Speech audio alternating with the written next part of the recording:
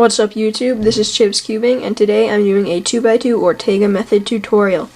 So first, to give you an idea of what the Ortega method is, if you don't already know, I will do a quick little walkthrough solve. So the first step is to make any side. So I made the white side, and notice that it doesn't have to be permuted. The next step is to orient the last layer. After you orient the last layer, you permute both of the layers, which is called PBL, and you do this in one algorithm. So it's a three-step method. Most intermediate 2x2 speedkeepers use this. It's really for if you want to still kind of get fast, like sub 10, but you really don't want to learn all 4 DCLL algorithms to get like sub 4, sub 3, that kind of thing. You can, after a few days or weeks of practice, it's pretty easy to average sub 5, which I currently do. So I'm going to be trying to make this tutorial as in-depth and as clear as possible to help you get fast as soon as you can. So like I said, the first part of this tutorial is going to be on making a side. There's no really good way to make a side, you kind of just have to figure it out yourself. I mean, of course you could do it just like 3x3 beginner's method, where you find a corner and you just do right inverted down, inverted right down, until this corner is solved, like that. Then you could just do the OLL and PBL. But I'm going to do some kind of example solves to show you how I would make a side, so you can learn a more efficient way than that. So looking around, I'd probably do the blue side here because I already have a 2x1 blue block.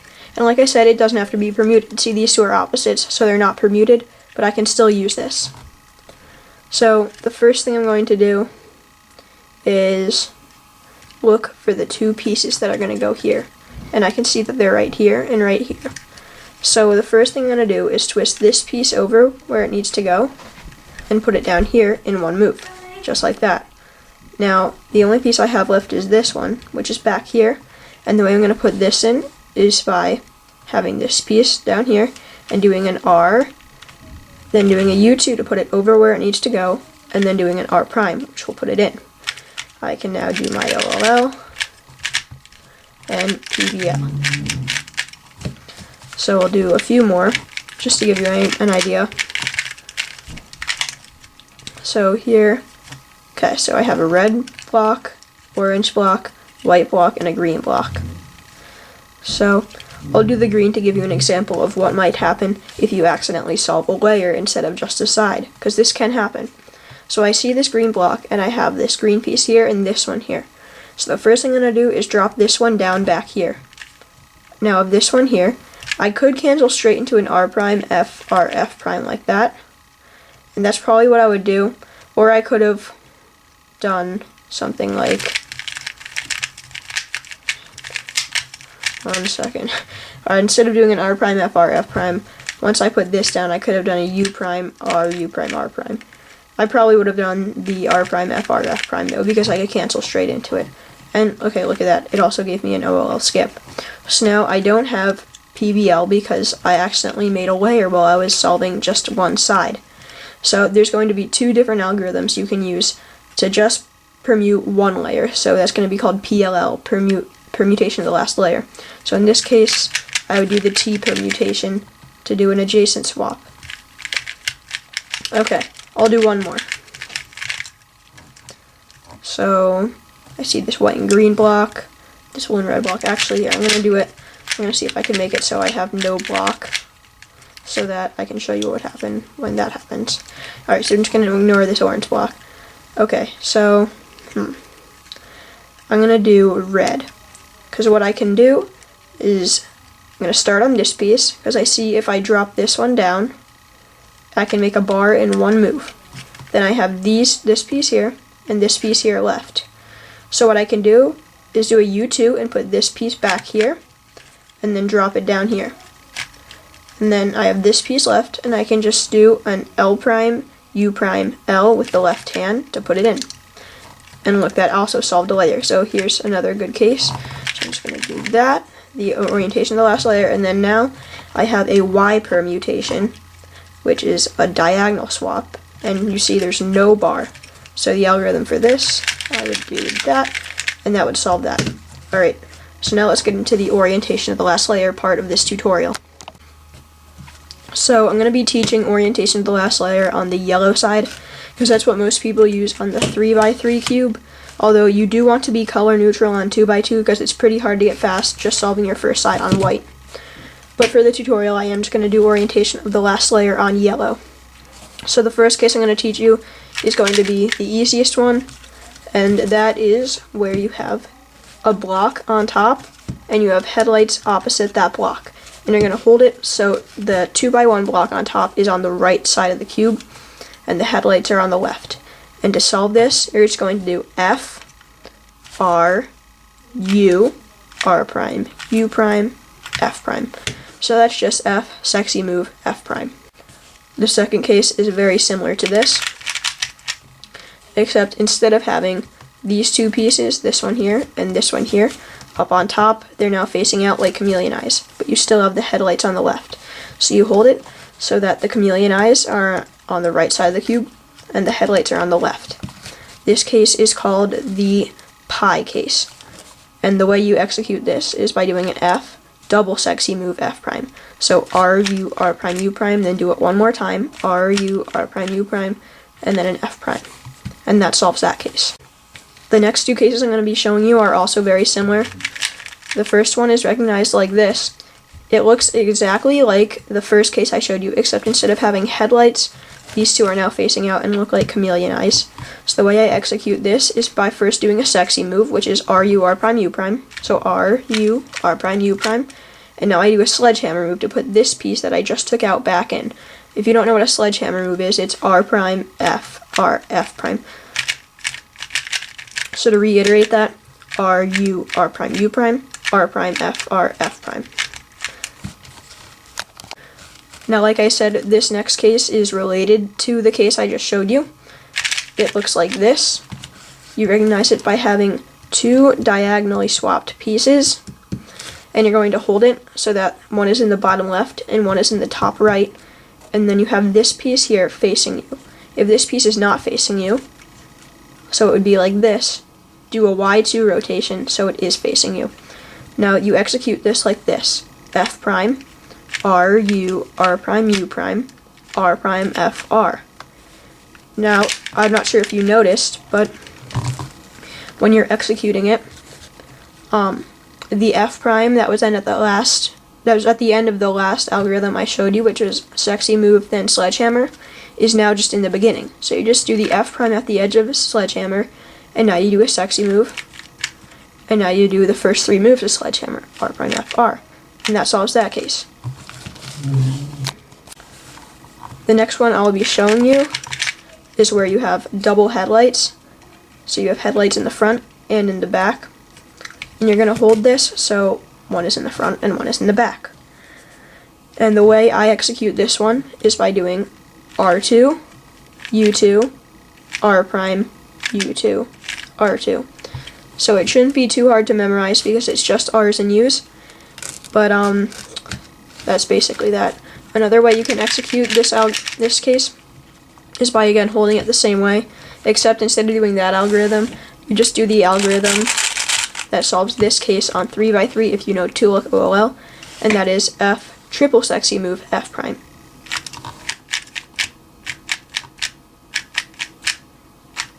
So you can do either one of those algorithms, they both work perfectly fine. Okay, so the next two cases I'm going to be showing you are just soon and anti-soon. You probably already know these on 3x3, but if you don't, it looks like this. It's where you have the cross on your bottom color, and then you have one solved corner in the bottom left, and then you'll see that this piece is facing you. It looks exactly the same on 2x2, except you don't have your cross. So you hold this piece in the bottom left, and if this piece is facing you, you know you have soon. And you execute this case like this. R, U, R prime, U, R, U2, R prime.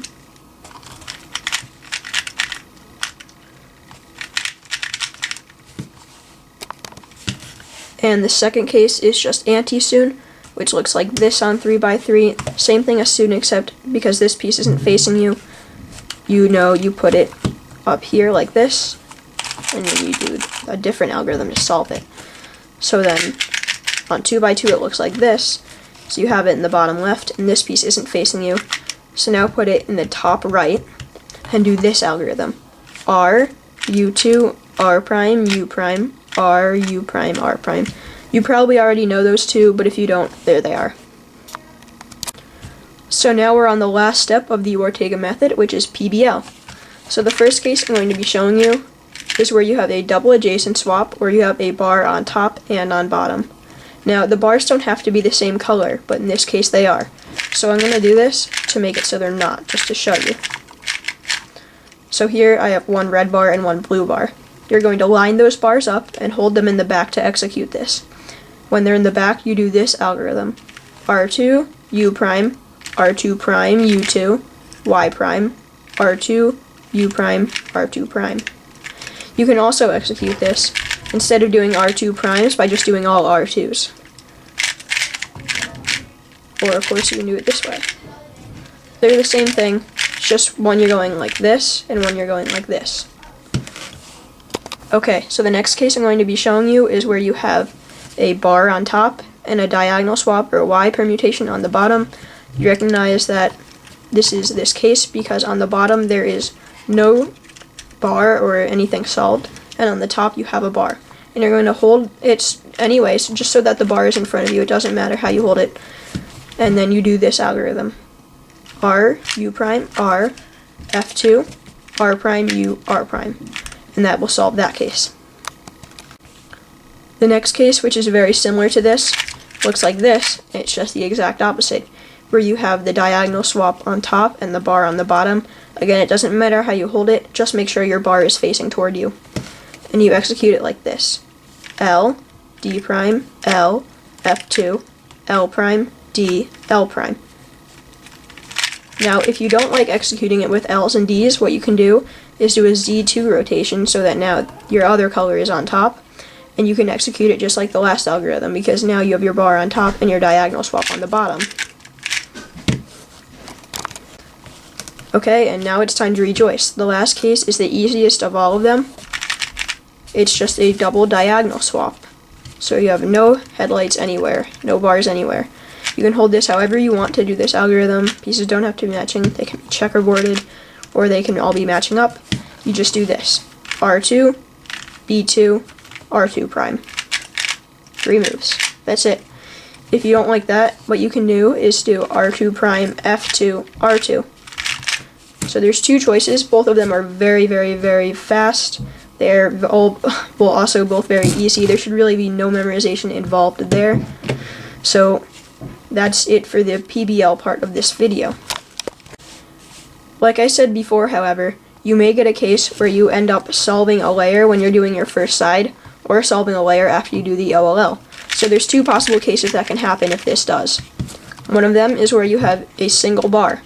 What you're going to do with that single bar is hold it so it's on top and on the left, and you're going to do this algorithm to solve it.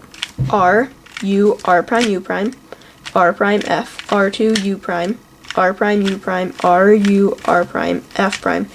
It may seem pretty long, but believe me, it can be very fast. That's called the T permutation. And the second case that can happen is where you have a single diagonal swap. Doesn't matter how you hold it, just make sure you're holding it so that it's on top, and do this algorithm.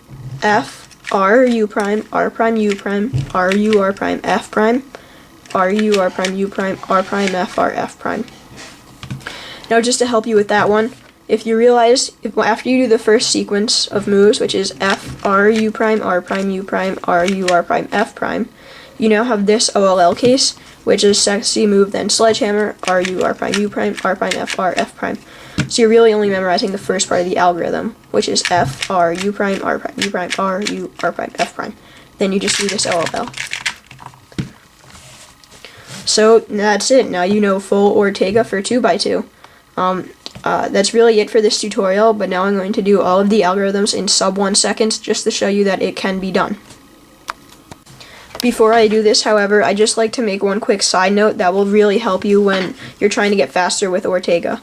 So once I started doing Ortega, I started averaging about 9 to 10 seconds, and I really didn't know how to get faster. But one thing that really helped me was when you're making your first side, try to predict if it's going to be solved, if it's going to be a diagonal swap, or if it's going to have a bar somewhere.